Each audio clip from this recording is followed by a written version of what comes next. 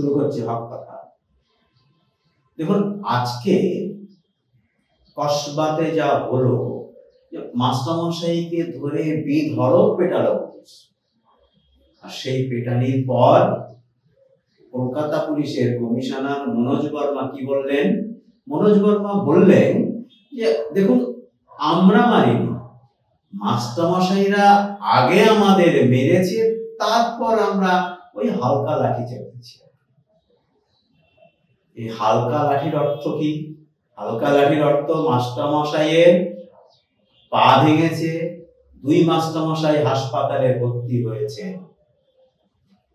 দেখুন মাস্টারমশাই, আপনার বোধহয় মনে আছে সেই বিখ্যাত সিনেমার ডায়ালগটা, মাস্টারমশাই আপনি কিছু দেখেননি। সত্যি সত্যি আজকের কথাটা আপনি হাসপাতালে শুয়ে 2-4 দিন মনে রাখবেন, তারপর বাড়ি যাবেন।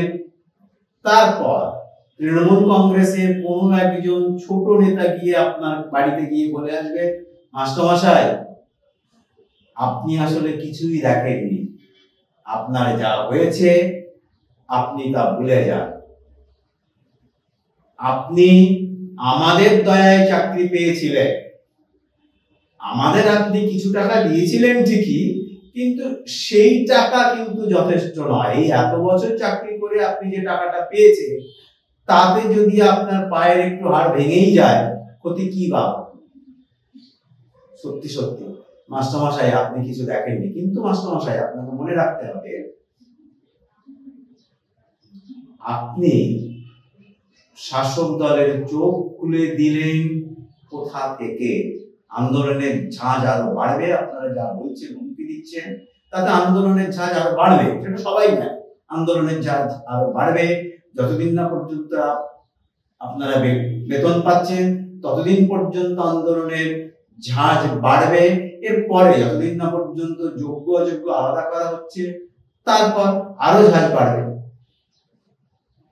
কিন্তু মাস্টারমশাই, আপনি কি এটা ভেবে দেখেছেন যে সুপ্রিম কোর্টের রায়ে তৃণমূল কংগ্রেস নেত্রী মমতা বন্দ্যোপাধ্যায় বা মুখ্যমন্ত্রী মমতা বন্দ্যোপাধ্যায়ের 3টে লাভ হয়েছে? 1 নম্বর লাভ কি?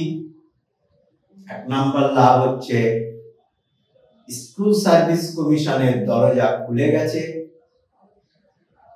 তিনি আবার নতুন করে পরীক্ষা নিতে পারবেন। সে আপনার সঙ্গে, আপনাদের জন্য সুপ্রিম কোর্ট যে রায় দিয়েছে, অর্থাৎ 3 মাসের মধ্যে সমস্ত চাকরি পরীক্ষা শেষ করতে হবে, নিয়োগ করতে হবে, তার মধ্যেও হতে পারে সেখানে আপনি চাকরি পান বা না পান, স্কুল সার্ভিস কমিশনের পরীক্ষা হচ্ছে। 2 নম্বর, বিজেপির সঙ্গে তৃণমূল কংগ্রেসের যে মাখো সম্পর্ক, বাম কংগ্রেস অভিযোগ তোলে, সেই সম্পর্ক আরো গাঢ় হলো। আর 3 নম্বর, আপনাকে কিন্তু পার্শ্ব শিক্ষক হতেই হবে। আমি আপনাদের একটা কথা স্মরণ করিয়ে দিতে চাই, গতকাল রাজ্য সরকার অর্থ দপ্তরের কাছে যে প্রস্তাব পাঠিয়েছে, তাতে পার্শ্ব শিক্ষকের মাইনা বাড়ছে। ধরে নিন আপনি স্কুল সার্ভিস কমিশনের পরীক্ষায় বসলেন, আপনি চাকরি পেলেন না, এখন পার্শ্ব শিক্ষকরা 13,000 টাকা মাইনা পান।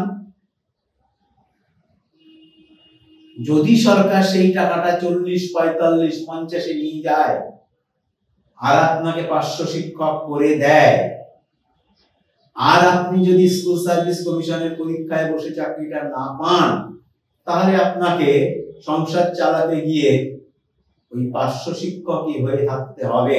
অর্থাৎ আপনি আগে পরীক্ষা দিয়ে যে টাকাটা বেতন পেতেন, এখন তার থেকে অল্প কম পাবেন, কিন্তু আপনার সংসার তো বাঁচবে। মুখ্যমন্ত্রী মমতা বন্দ্যোপাধ্যায় মানবিক হবে। মনে রাখতে হবে মাস্টারমশাই, আপনাকে পার্শ্ব শিক্ষক হতেই হবে।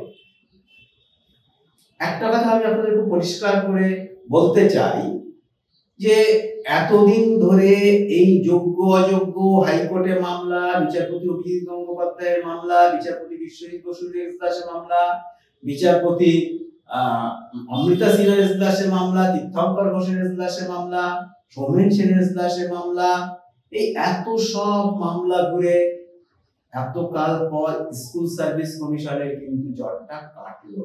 অর্থাৎ স্কুল সার্ভিস কমিশন জানে এবার আমি পরীক্ষা নিতে পারবো।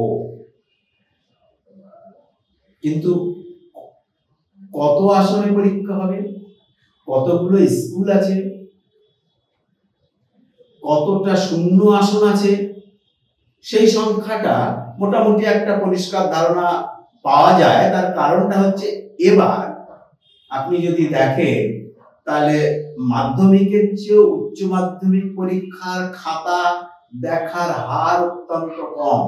গত বছর যে মাস্টারমশাই 220 থেকে 230টা খাতা দেখেছিলেন, এবার তাকে দেখতে হচ্ছে মাত্র 70টা। মাস্টারমশাই প্রায় 3 গুণ খাতা দেখার কিন্তু কমেছে, 3 গুণ খাতা দেখা কিন্তু কমেছে। অর্থাৎ আপনি গত বছর 230টা খাতা দেখে 5 টাকা করে পার খাতায় মনে করুন আপনি ওই 1300-1400 টাকা মতন পেতেন, আর এবার আপনি 70টা খাতা দেখে 6 টাকা করে 420 টাকা পাবেন। কেন? ছাত্র সংখ্যা কম। যদি ছাত্র সংখ্যা কম হয়, মাস্টারমশাই আপনাকে মনে রাখতে হবে, আপনি যে স্কুলে মাস্টারমশাই ছিলেন, অর্থাৎ আপনি যে স্কুলে শিক্ষকতা করতেন, সেই স্কুলে যদি 40 জন শিক্ষক থেকে থাকে আর সেই অনুপাতে ছাত্র আছে কিনা সেটা কিন্তু ভাববার সময় এসছে। আপনি যদি 500 শিক্ষক হয়ে যান ওই স্কুলে, তাহলে আপনি টাকাটা পেলেন, আপনার চাকরিটাও বাঁচলো, আর নতুন করে পদ না থাকলেও আপনি কিন্তু মাস্টারিটা পেলেন। নতুন পদে কেউ চাকরি পাবেন কি পাবেন না সেটা তো নির্ভর করবে স্কুল সার্ভিস কমিশনের ওই কতগুলো শূন্য পদ আছে তার উপরে। আপনাদের আমি বলে রাখি, এবছর খাতার পরিমাণ কমেছে, অর্থাৎ ছাত্রছাত্রীর হার কমেছে। আরো যত দিন যাবে তত আরো ড্রপ আউটের সংখ্যা বাড়বে, কারণ গ্রাম বলুন, আধা শহর বলুন, মফস্বল শহর বলুন, সর্বত্র ছেলে মেয়েরা স্কুলে শিক্ষার চেয়ে অনেক তাড়াতাড়ি সে চাইছে যে কোনো ব্যবসায় ঢুকতে, বাড়ির পাশে একটা দোকান করে নিতে, বা ওই হাতে কলমে কাজ শিখে কিছু অন্তত যদি কুটে খাওয়া যায়। কারণ সিভিক ভলেন্টিয়ার আর কবে হবে সেটাও তৃণমূল কংগ্রেস নেতারা আর নিশ্চয়তা দিতে পারেন না। মাস্টারমশাই আর একটা জিনিসের কিন্তু খুব ভয় আছে আপনাদের। চিটফান্ডের ঘটনা যখন শুরু হয়েছিল, বা আপনাদের চাকরি পাওয়ার যোগ্যতা নিয়ে যারা প্রশ্ন উঠেছিলেন, যারা প্রশ্ন তুলেছিলেন, যারা ধর্মতলা বা রানী রাসমণি রোডে বিভিন্ন সময় বিক্ষোভ দেখাচ্ছিলেন, তারা প্রশ্ন তুলেছিলেন ওই ওএমআর সিটের কথা। তারা বলেছিলেন যে ওএমআর প্রকাশ করা হয় তাহলে দেখা যাবে আমরাও যোগ্য হয়েছি। এই কথা বলার পর তাদের বাড়িতে কিন্তু কখনো কখনো পুলিশ গেছে, কখনো কখনো তাদের হুমকি দেওয়া হয়েছে, কখনো কখনো তৃণমূলের ছোট নেতারা গিয়ে হুমকি দিয়ে এসছে যে আপনি যদি আর কখনো ধর্মতলায় যান আপনার দুটো পা ভেঙে দেওয়া হবে। মাস্টারমশাই আপনার পা ভেঙেছে ঠিকই, কিন্তু এখনো তৃণমূল কংগ্রেস নেতারা কিন্তু আপনার বাড়িতে যাননি, তবে যাবে। চিটফান্ডে যদি দেখে যারা কান্নাকাটি করছিলেন, অনেকদিন ধরে তারা কান্নাকাটি করছিলেন,